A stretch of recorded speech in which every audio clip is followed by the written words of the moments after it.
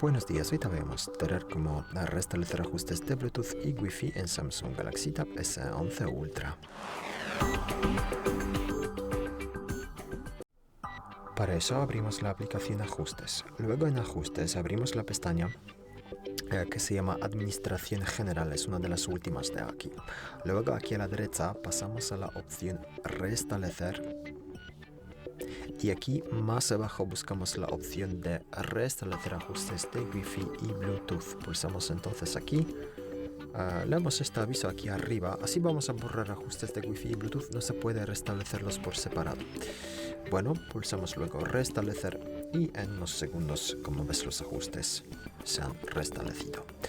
Muchas gracias por ver el vídeo. Te invito a comentar abajo, suscríbete al canal. Hasta luego.